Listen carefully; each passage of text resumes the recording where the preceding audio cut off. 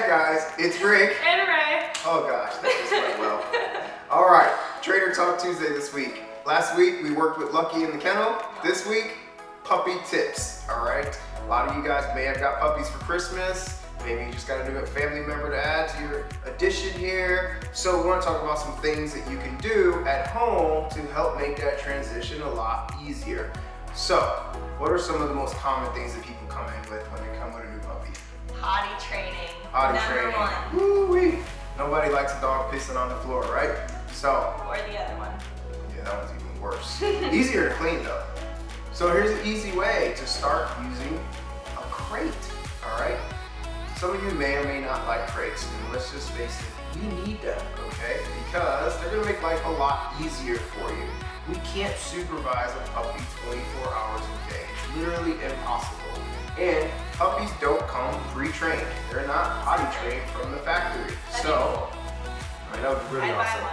They'd be expensive. They'd be like a toilet doodle. Like worth it?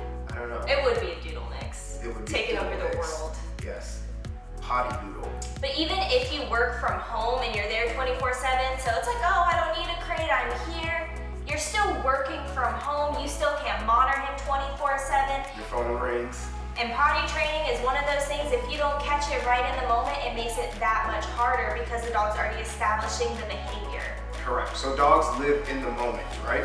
So when you come home and you find the pee, or you got off the phone and you find the pee, and you're already upset, well, the dog doesn't really understand why you're upset at that moment. It just understands you're upset. So you have to catch the dog in the moment. And the only way we can do that is by supervising continuously. Now, most dogs by nature will not make a mess where they stay or they sleep. And that's where your crate's gonna come into play, where your dog's generally not gonna wanna go where it sleeps. One of the other thing with crates is you might be thinking, oh, well, I've got a large dog and he's a puppy right now. I don't want to have to buy 3 or 4 different crates throughout his lifestyle. Good point. That's where the next part comes in. Yes, so a lot of your wire crates nowadays come with dividers. So you can get a crate that's gonna be appropriate for your dog's size when it's an adult, and then adjust the size as it gets bigger. The dog should only have enough room for it to pretty much lay down and turn around. You don't want to give the dog too much room, because then it pretty much makes a bathroom on its own in the back corner of the crate, and then you're coming home to a mess and the dog is really more soiled. So using that divider can really come in handy with some puppy potty training.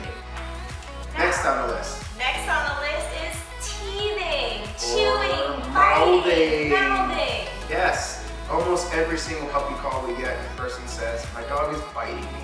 Well, I guess technically they are because you're putting teeth on you. Biting you, biting the leash, biting the couch. Mostly because that's how dogs communicate, that's how dogs play, and they're teething.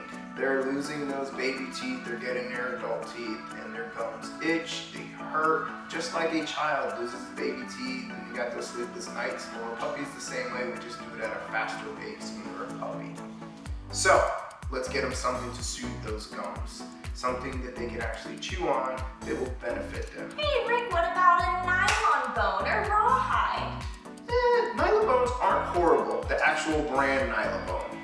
But rawhides, I would stay away from them. Unfortunately nowadays, the quality has gone down drastically, and there's a lot of Chinese-made ones that aren't real natural materials, so I'd stay away from those. What the heck am I supposed to give them? Let's try something a little bit more natural, like an antler.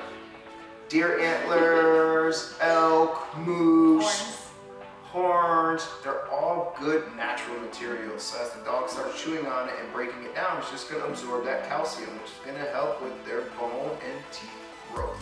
So those are good things you can do. Another quick tip is you can use stuff that's cold. You can take a Kong and freeze it, and that's gonna help soothe their gums from the frozen point there as well. What else we got? Think of those calls. We get a lot of them.